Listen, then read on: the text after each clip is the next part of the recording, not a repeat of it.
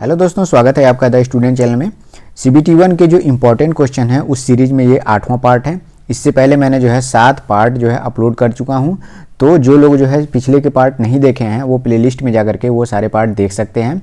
उसमें मैंने जो है जितने भी CBT 1 में आए हुए इम्पोर्टेंट क्वेश्चन थे, जो CBT 2 में उसी तरह के पैटर्न सेम फॉलो हो सकता है, उसी तरह के मैंने जो है क्वेश्चन वहाँ पे कराए हुए हैं। इसमें जो है स्टेटमेंट और कंक्लूजन से रिलेटेड भी बहुत क्वेश्चन कराया हुआ है, एप्टीट्यूड से भी, रीजनिंग से भी। तो वो लोग जो है जिन लोगों ने नहीं देखा है, पार्ट 7 तक 7 पार्ट नहीं देखा है, तो वो लोग जो है प्लेलिस्ट में जाकर देख सकते हैं। ये इस सीरीज का 8वां पार्ट है। इस वीडियो में मैं जो है बहुत अच्छे क्वेश्चन आप लोगों के सामने लेकर आया हूँ, जो CBT 1 में भी आए हुए हैं और CBT 2 में उसी पैटर्न पे। तो जिन लोगों ने अभी तक चैनल को सब्सक्राइब नहीं किया है, चैनल को सब्सक्राइब कर लीजिए।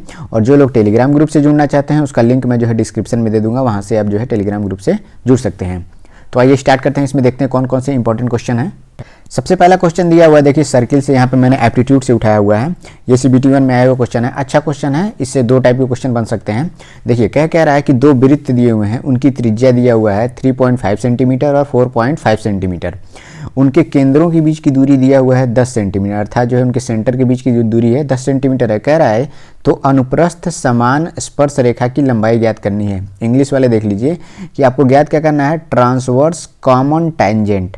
अब देखिए ट्रांसवर्स कॉमन टेंजेंट होता क्या है, कई लोग को अगर नहीं पता है, मैं बता देता हूँ। देखिए एक सर्किल मैंने यहाँ पे बना दिया, ठीक, एक बड़ा है, एक मान लीजिए छोटा सर्किल है, ठीक है। एक 3.5 सेंटीमीटर का है, एक 3.5 सेंटीमीटर का है और एक है 4.5 सेंटीमीटर, अर्थात 4.5 सेंटीमीटर। मान लीजिए ये 4.5 सेंटीमीटर का है, ठीक। यहाँ पे मैंने लिख दिया 4.5 और ये हो जाएगा आपका 3.5 सेंटीमीटर का ये सर्किल। देखिए ट्रांसवर्स कॉमन टेंजेंट होता है, देखिए यहाँ से लेकर के ये होता है ट्रांसवर्स टेंजेंट, ठीक। अगर आपको देखिए सीधा, अगर डायरेक्ट कॉमन टेंजेंट किस क्वेश्चन में पूछेगा, तो सीधे जो है आप, ये टेंजेंट हो गया आपका डायरेक्ट कॉमन टेंजेंट। ट्रांसवर्स क्या होगा, ये क्रॉस में बनेगा, ठीक। और डायरेक्ट क्या होगा, वो सीधा जो है टॉप से टॉप मिला देंगे पॉइंट को, तो वो हो जाएगा आपका डायरेक्ट। तो ये हो गया, अगर देखिए डायरेक्ट का भी मैं बता दूंगा फार्मूला अभी। और ये हो गया डायरेक्ट टेंजेंट, और ये है जो आप नीचे देख रहे हैं, ये है ट्रांसवर्स कॉमन टेंजेंट, अर्थात अनुप्रस्थ समान स्पर्श रेखा है ये, ठीक है। अब नेक्स्ट क्या दिया हुआ है, दिया हुआ कि दोनों केंद्रों के बीच की दूरी 10 सेंटीमीटर दिया हुआ है। तो यहाँ से इस केंद्र से इस केंद्र के बीच की दूरी क्या दिया हुआ है, D का मान दिया हुआ है 10 सेंटीमीटर, ठीक। देखिए 2 केस बनेंगे, दोनों केस के लिए अलग अलग फार्मूला है। मान लीजिए मैं एक इसको पॉइंट ले लेता हूँ A, और ये है पॉइंट आपका B, ठीक है। AB का मान आपको ज्ञात करना है, ट्रांसवर्स कॉमन टेंजेंट का मान आपको फाइंड करना है। तो AB इक्वल टू होता है, फार्मूला आप देख लीजिए, इसको याद कर लीजिएगा। AB इक्वल टू हो जाएगा ट्रांसवर्स के केस में D² minus R1 plus R2 का होल स्क्वायर। ध्यान दीजिएगा, R1 का स्क्वायर प्लस R2 का स्क्वायर नहीं करना है, R1 प्लस R2 को जोड़ के जो है स्क्वायर करना है। फार्मूला कई बार लोग जो है कंफ्यूज हो जाते हैं। अभी मैं उसका जो है डायरेक्ट का भी मैं फार्मूला बता दूंगा, पहले इसको हम सॉल्व कर लेते हैं। D क्या है, दोनों के केंद्र के बीच की जो है दूरी दिया हुआ है। तो दोनों के केंद्र के बीच की दूरी कितना दिया हुआ है, वो है 10 सेंटीमीटर। तो 10 यहाँ पे लिख दीजिए, 10 का आपका स्क्वायर हो जाएगा, minus R1 plus R2। R1 एक का मान दिया हुआ है 4.5, एक का दिया हुआ है 3.5। तो दोनों को जोड़ेंगे कितना आएगा, 4 3 7 1 8 सेंटीमीटर हो जाएगा। और इसका स्क्वायर कर दीजिए तो अंडर रूट हो जाएगा, देखिए ये 100 हो जाएगा, फिर माइनस 64, क्या आ जाएगा आपका अंडर रूट 36, और आंसर आ जाएगा 6 सेंटीमीटर। AB का मान, अर्थात जो ट्रांसवर्स स्पर्श रेखा है, उसका मान आ गया 6 सेंटीमीटर। देखिए आंसर भी दिया हुआ है 6 सेंटीमीटर। एक तो हो गया ये आपका ट्रांसवर्स के केस में। हो सकता है अगर आपसे डायरेक्ट टेंजेंट का पूछ ले किसी के पेपर में। देखिए ये क्वेश्चन बहुत ही इंपॉर्टेंट है CBT 2 के लिए, इसीलिए मैं बता रहा हूँ ऐसे क्वेश्चन।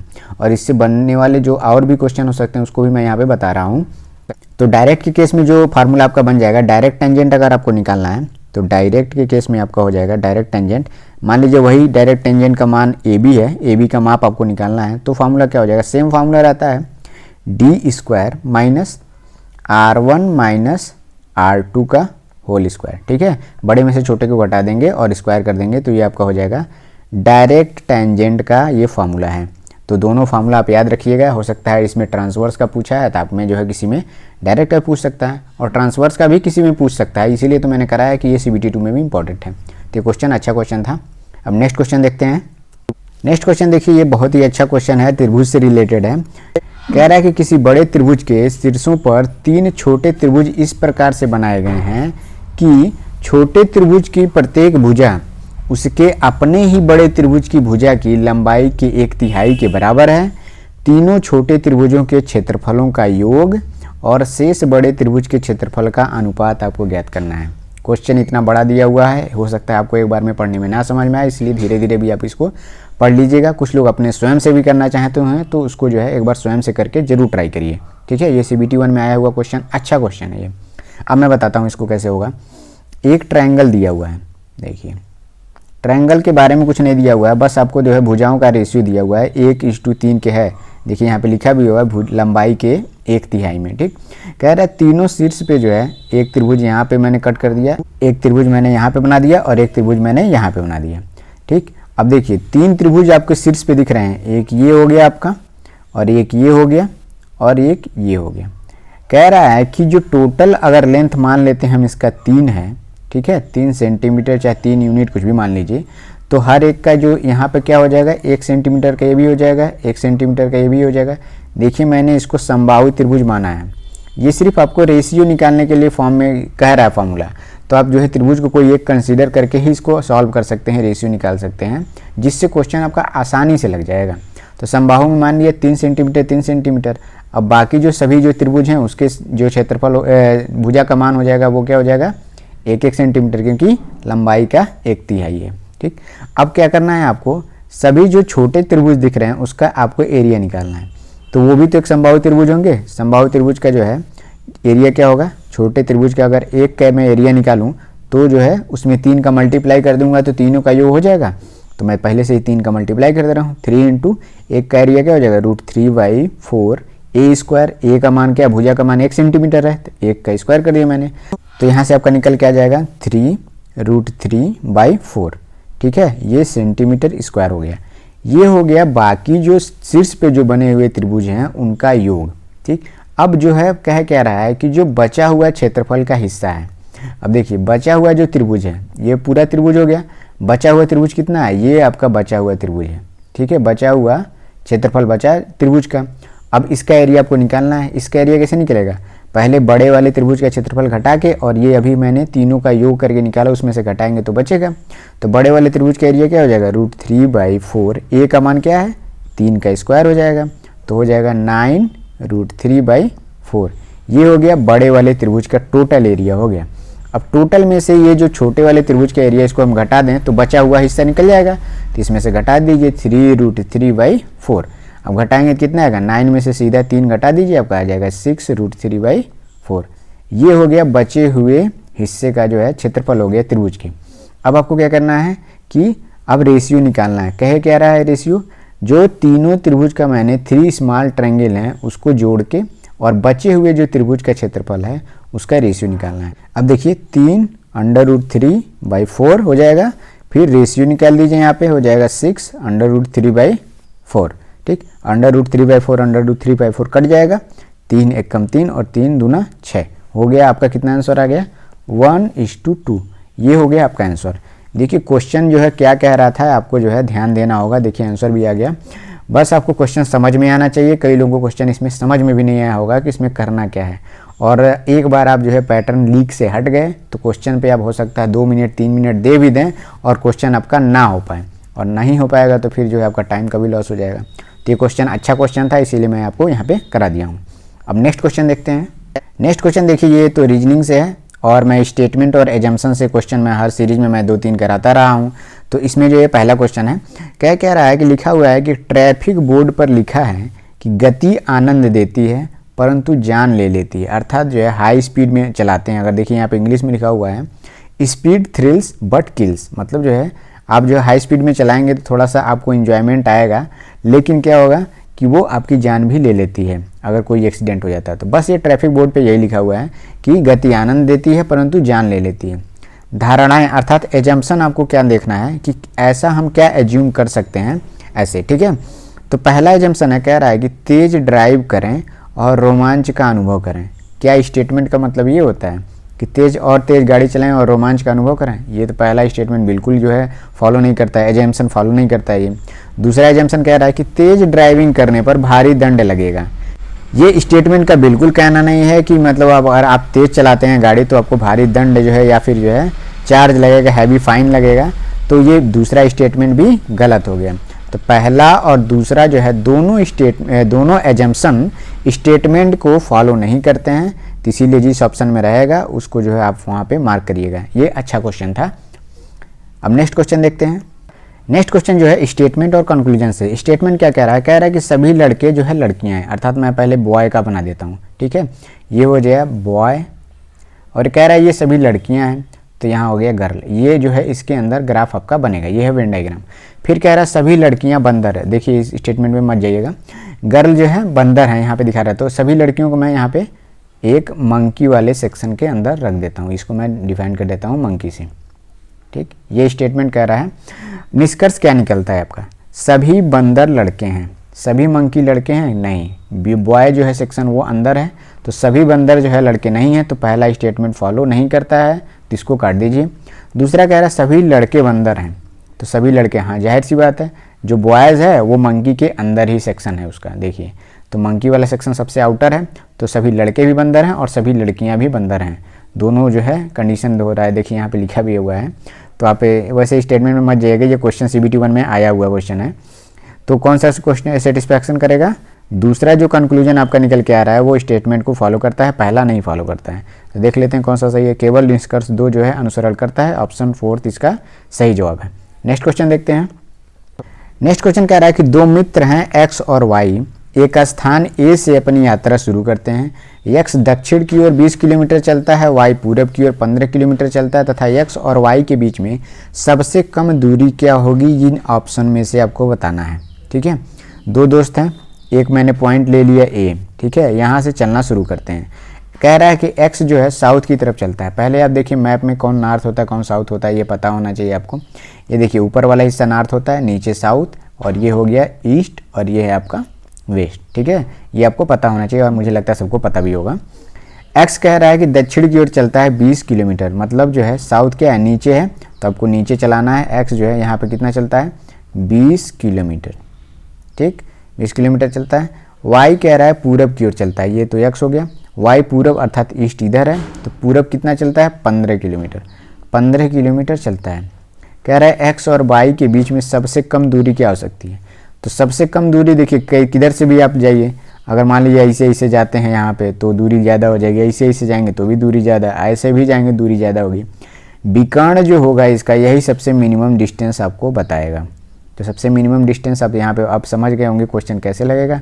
सीधा 90 डिग्री दिख रहा है और पाइथागोरस आपको लगाना है, तो विकर्ण का मान आप निकालेंगे, देखिए 20 स्क्वायर प्लस 15 स्क्वायर करेंगे तो 25 स्क्वायर जो है आपका आंसर आ जाएगा। अंडर रूट निकालेंगे तो 25 किलोमीटर, इसका मान आ जाएगा 25, या फिर ट्रिपलेट लगा दीजिए, ठीक है। 5 3 15, 5 गुणे 3 के फॉर्म में है और 5 गुणे 4 के फॉर्म में है, तो ये क्या होगा 5 गुणे 5 के फॉर्म में होगा, क्योंकि 5 5 का यहाँ पे मल्टीप्लिकेशन है और ये 3 4 और 5 के फॉर्म में है, ठीक है। तो ये क्वेश्चन आसान क्वेश्चन था, बस आपको बताना था कि यहाँ पे आप कौन सा फार्मूला जो है लगाएंगे पाइथागोरस से, ये क्वेश्चन हो जाएगा। नेक्स्ट क्वेश्चन देखते हैं। नेक्स्ट क्वेश्चन आपका आर्गुमेंट और एजम्पशन से है। आर्गुमेंट अर्थात तर्क क्या कह रहा है कि तर्क कह रहा है कि एक सेना जनरल ने सैनिक को कहा अब गोली चलाओ, ठीक है, ये आपका आर्गुमेंट है। अनुमान आप क्या लगा सकते हैं, एजम्पशन क्या हो सकता है? पहला एजम्पशन है, कह रहा है कि सैनिक को पता है कि कहाँ और किस पर गोली चलानी है। ये बात बिल्कुल सही है कि जब भी जो है सेना जो है टारगेट पे एकदम फिक्स रहती है, जब भी जो है जनरल का आदेश आता है वो तुरंत गोली चलाना शुरू कर देती है। तो पहला जो है एजम्पशन आपका बिल्कुल करेक्ट है, सैनिक को पता है कि कहाँ गोली चलानी है और वो है तुरंत जो है सैनिक जनरल का जो है सेना जनरल का आदेश पाते ही गोली चलाना शुरू कर देता है। ऐसा जो है एजम्पशन हम कर सकते हैं। दूसरा कह रहा है कि सेना जनरल को गोली चलाना नहीं आता, ये तो बिल्कुल गलत है। उसका आदेश देने का मतलब ये थोड़ी है कि उसको गोली ही चलाना नहीं आता, ये एज्यूम हम बिल्कुल नहीं कर सकते। तो सिर्फ पहला स्टेटमेंट जो है आपका जो है एजम्पशन को फॉलो करता है, दूसरा जो है एजम्पशन को फॉलो नहीं करता है, तो जिस ऑप्शन में रहेगा उसको आप मार्क करिएगा। नेक्स्ट क्वेश्चन देखते हैं। ये क्वेश्चन मुझे थोड़ा सा अच्छा क्वेश्चन लगा, इसलिए क्योंकि इसमें जो है क्वेश्चन लोग समझ नहीं पाएंगे और कई बार जो है रेशियो किसका हमें रेशियो एग्जैक्ट निकालना है वो हमें पता नहीं चल पा रहा था। मुझे भी थोड़ा इसमें टाइम लगा कि इस क्वेश्चन को कैसे सॉल्व करेंगे। क्वेश्चन में क्या कह रहा है, वर्ष 2001 और 2006 के दौरान वेतन का अनुपात और प्रति वर्ष जो है व्यय से आपको रेशियो निकालना है। तो मतलब 2001 से लेके 2006 तक पूरी सैलरी को आपको जोड़ना है और पूरा जो है जितना जो है एक्सपेंडिचर हुआ अर्थात व्यय कितना हुआ, पूरा खर्च जितना हुआ है उसको जोड़ के आपको रेशियो निकालना है। ये क्वेश्चन में कहने का मतलब था। ठीक है, तो पहले हम सैलरी को यहाँ पे काउंट करेंगे। तो सैलरी यहाँ पे क्या हो जाएगा, आप जोड़ लीजिए, सीधा जो है सैलरी आप यहाँ पे जोड़ सकते हैं। सैलरी में क्या दिया हुआ पहले देखिए, आप जोड़ लीजिए। यहाँ पे 6 5 11, 2 13, 14 2 16 हो जाएगा 6, फिर हो जाएगा 5 5 10 4 14, 2 16 1 17 3 20 1 21, 216 हो गया। उसके आगे आप जो है डबल जीरो लगा दीजिए। ये हो गया टोटल उसकी सैलरी। ठीक, अब आपको एक्सपेंडिचर निकालना है। एक्सपेंडिचर में फूड पे आप पूरा जोड़ लीजिए, मेडिसिन पे पूरा जोड़ लीजिए, टैक्स पे पूरा जोड़ लीजिए। तो अब ये पूरा अगर काउंट करेंगे तो आपका आ जाएगा 6100, ये आपका आएगा। ठीक है, पूरा एक्सपेंडिचर पे तो क्या हो जाएगा, डबल जीरो से डबल जीरो कट जाएगा, रेशियो आपका आ जाएगा 216:61, ये होगा आपका रेशियो। तो ऑप्शन सेकंड जो है इसका सही जवाब है। बस इसमें ध्यान देना था कि इसमें करना क्या है। कई लोग जो है समझ नहीं पाएंगे, सिर्फ 2001 का और 2006 का जोड़ना तो नहीं है, ऐसा नहीं है। पूरा सैलरी आपको जोड़ना है, उसका रेशियो प्लस पूरा जो है एक्सपेंडिचर है उसको अलग जोड़ के जो है आपको उसका रेशियो निकालना है। तो ये क्वेश्चन अच्छा क्वेश्चन था। नेक्स्ट क्वेश्चन देखते हैं। अब देखिए 6084 का आपको वर्गमूल निकालना है। ये क्वेश्चन मुझे कराने का कोई मतलब नहीं था, ये क्वेश्चन बहुत आसान है। मुझे इसमें क्वेश्चन में बस आपको ये बताना है कि ऐसे आसान क्वेश्चनों पे आप जो है टाइम ज़्यादा खपत ना करके आप इसमें टाइम सेव कर सकते हैं, और टाइम सेव करने के बाद जो कठिन क्वेश्चन आते हैं उसमें आप टाइम दीजिए। कैसे करना है इसको देखिए, इकाई के स्थान पे 4 है, मतलब जो है 4 का अगर स्क्वायर करते हैं तो इकाई के स्थान पे 6 आएगा, और 6 का स्क्वायर करेंगे तो 6 आएगा। तो ये दोनों ऑप्शन तो बिल्कुल कट गए। ठीक है, पहला ऑप्शन बचता है या फिर दूसरा, क्योंकि 2 का स्क्वायर करेंगे तो इकाई के स्थान पे 4 और 8 का स्क्वायर करेंगे तो इकाई के स्थान पे 4। अब इन्हीं दोनों में आंसर होगा। लेकिन देखिए ये 82 लिखा हुआ है, और 82 में से पहले आता है 80, और 80 का स्क्वायर करेंगे क्या आएगा, सीधा आपको स्क्वायर करने की ज़रूरत नहीं है, सीधा 6400 जो है आपका यहाँ पे आंसर दिख रहा है। तो जाहिर सी बात है 6088 तो 64 से कम ही है, तो आपको क्या होगा, सीधा जो है दूसरा ऑप्शन मार्क करके आपको जल्दी से चले जाना है। ये सारा काम आपको विदिन 10 या 15 सेकेंड के अंदर आपको करना है। ये दोनों ऑप्शन तो विदिन 2 सेकेंड में ही आप जो है अलग हटा सकते हैं। बाकी इन दोनों में अगर 5-6 सेकंड का आप टाइम लेते भी हैं तब भी इस क्वेश्चन को 10 से 15 सेकंड के अंदर इसको करना था। देखिए क्वेश्चन पेपर में 4-5 क्वेश्चन कठिन रहते ही हैं, डिफ़िकल्ट, लेकिन उनको भी किया जा सकता है। कैसे, आसान क्वेश्चनों में से टाइम आप बचा के कठिन क्वेश्चनों में टाइम दे करके आप क्वेश्चन को, कठिन वाले क्वेश्चन को भी सॉल्व कर सकते हैं। इसीलिए मैंने इस क्वेश्चन को यहाँ पे रखा है कि नंबर ऑफ अटेम्प्ट ज़्यादा अगर करने हैं तो आपको जो है आसान क्वेश्चन को जो है कम से कम टाइम में आपको सॉल्व करने होंगे। ठीक, तो आप कौन सा बेहतर तरीका अपनाएंगे ये आपको जो है चूज करना है। इस क्वेश्चन को कराने का मेरा मतलब बस यही था। नेक्स्ट क्वेश्चन देखते हैं। सेम क्वेश्चन देखिए, ये भी क्वेश्चन सभी लोग कर लेंगे, लेकिन ये आसान क्वेश्चन है। क्या कह रहा है कि 23 सही 2/7 मीटर लंबाई की 15 छोटी छड़ों को जोड़कर एक बड़ी छड़ भी बनाई जाती है। कह रहा है बड़ी छड़ की लंबाई कितनी होगी, आपको ये बताना है। 23 सही 2/7, कई स्टूडेंट क्या करेंगे, पहले इसको सॉल्व करेंगे, फिर इसमें 15 का गुणा करेंगे, 15 का गुणा करने के बाद जो बटा में करके आएगा फिर जो है उसको भी सही में बदल के, इस फॉर्म में बदल के फिर आंसर मार्क करेंगे। ये हो गया टोटल मेथड, और ये थोड़ा सा हो जाएगा लेंदी। ठीक है, 2 बार डिवाइड करना पड़ जाएगा आपको, लेकिन ये मेथड करेंगे तो क्वेश्चन तो हो जाएगा, लेकिन आपका समय ज़्यादा जाएगा। इस क्वेश्चन को बेहतर तरीके से जल्दी से कैसे किया जा सकता है मैं इसको बता रहा हूँ। बस वो प्रैक्टिस पे है, वो कोई बहुत शॉर्टकट या ट्रिक नहीं है। बस आप प्रैक्टिस अगर अच्छा किए रहेंगे तो वो हो पाएगा। देखिए मैं बता रहा हूँ, 1 सही 1/2 अगर लिखा हुआ है इसका मतलब जानते क्या होता है, 1 + 1/2, ये हो गया इसका मतलब। ठीक, अगर 23 सही 2/7 लिखा हुआ है तो इसका मतलब क्या हुआ, 23 + 2/7। ठीक है, अब इसमें आपको 15 का मल्टीप्लिकेशन करना है, 15 का मल्टीप्लिकेशन करना है। 15 का देखिए आप इसमें अगर मल्टीप्लिकेशन करेंगे तो 15 × 3 = 45, 15 × 2 = 30 और 4 = 34, 345 आ गया। लेकिन देखिए 349, 349, 349 और 349 सारे ऑप्शन में है, मतलब जो है जो इस स्थान पे होगा 4 और आएगा। अब देखिए 15 का इसमें मल्टीप्लाई कर दिए, 15 × 2 = 30/7 हो जाएगा, ये प्लस में करना है। अब इसको आप सही में बदलिए, सही में बदलेंगे क्या हो जाएगा, 7 × 4 = 28, 4 सही 2/7 आएगा। ये 4 जो है ऐड हो जाएगा 345 में, हो जाएगा 349। तो आपको इस चीज़ पे ध्यान देना ही नहीं है, क्योंकि जो है सारे ऑप्शन में 349 ही है, आपको ध्यान तो सिर्फ इसमें देना है। तो सिर्फ आपने जैसे ही 15 दूना 30 किया, 7 चौका 28 और 2/7 मिला, सिर्फ उसी ऑप्शन को तुरंत मार्क करके आपको आगे बढ़ जाना है। ज़्यादा कैलकुलेशन इसमें करने की ज़रूरत नहीं है। सारे ऑप्शन में 349 आया है, जाहिर सी बात है कुछ भी जो है इसमें ऐड करेंगे तो सारा 349 ही आपका भी आएगा। सिर्फ आपको डिफरेंस इसी में देखना है, तो 2/7 में ही आपका जो है आंसर सेटिस्फाई हो रहा है। ये क्वेश्चन वैसे भी कर सकते हैं, ये प्रैक्टिस पे ऊपर है, इसका ये कोई शॉर्ट ट्रिक नहीं मैं बता रहा हूँ, ये बस प्रैक्टिस पे ध्यान दें। बस इसमें आपको ये बताना जरूरी था कि 23 सही 2/7 अगर लिखा है तो उसका मतलब होता है 23 + 2/7, और इससे आपका क्वेश्चन जल्दी हो सकता है। ठीक है, नेक्स्ट क्वेश्चन अब देखते हैं। नेक्स्ट क्वेश्चन देखते हैं, ये टाइम एंड स्पीड से अच्छा क्वेश्चन है। ये कह रहा है कि एक आदमी यदि 4 किलोमीटर प्रति घंटे की चाल से चलता है तो उसकी रेलगाड़ी 1 घंटे पहले छूट जाती है। कह रहा है कि यदि वह अपनी चाल बढ़ा के 5 किलोमीटर प्रति घंटा कर देता है तब भी उसकी रेलगाड़ी 24 मिनट पहले छूट जाती है। उसे कितनी चाल से चलना चाहिए कि वह स्टेशन सही समय पर पहुंच जाए, ये आपको ज्ञात करना है। ऐसे क्वेश्चन आप लोगों ने किया होगा कि कोई आदमी जो है ऑफिस के लिए निकलता है तो इस स्पीड से निकलता है तो 1 घंटा देर से पहुंचता है, और स्पीड बढ़ा के निकलता है तो 1 घंटा पहले पहुंच जाता है। लेकिन इसमें दोनों टाइम पे जो है लेट हो रहा है उसका, ये ध्यान देना है आपको। इसमें आप क्या करते थे, समय का जो है आप डिफरेंस निकालते थे। मैं यहाँ पे बता देता हूँ, मान लीजिए ये जो है आपका एग्जैक्ट पॉइंट है, इस टाइम पे अगर पहुँचे तो वो सही समय से ट्रेन को पकड़ लेगा।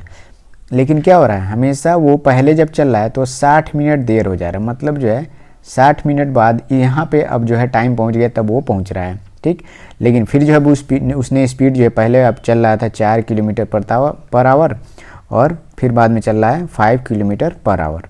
ठीक, अब क्या है, जो पॉइंट पे पहुंचना चाहिए जिस टाइम पे, उससे वो 24 मिनट के पहले उसकी ट्रेन छूट जा रही है, मतलब जो है 24 मिनट जो है बाद पहुंच रहा है इस टाइम पे। ये एग्जैक्ट इसका टाइम था, इस पे उसको पहुंचना था, फिर 24 मिनट बाद जो है पहुंच रहा है। कह रहा है कि किस स्पीड से चले कि वो सही समय पे पहुंच जाए।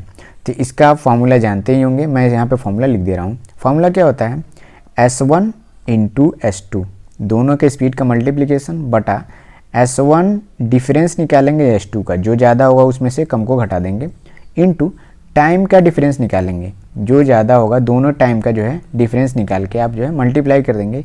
ये आपका देगा डिस्टेंस का मान, अर्थात उस पॉइंट से लेकर के जो है डेस्टिनेशन पॉइंट के बीच की जो है दूरी क्या है, ये आपको पता चल जाएगी। लड़कों को दिक्कत कहाँ आ रही है, वो डिफरेंस जो है टाइम का सही से नहीं निकल पाए। कैसे निकालना है इसको, देखिए क्या करना है। 60 मिनट जो है बाद पहुंच रहा है और पहले जो है 24 मिनट बाद पहुंच रहा है, दोनों में समय का जो डिफरेंस है वो 60 में से 24 घटाएंगे तो 36 मिनट का आएगा, अर्थात 36 मिनट का टाइम डिफरेंस आएगा। और यही टाइम डिफरेंस आपको यहाँ पे रखना है, घंटे में बदल के रखना है, क्योंकि स्पीड आपका किलोमीटर प्रति आवर में दिया हुआ है। कई लोग जो है इसको बदलेंगे नहीं तो भी उसका गलत हो जाएगा। ठीक, अब इसमें रख के आप जो है इसको सॉल्व कर सकते हैं।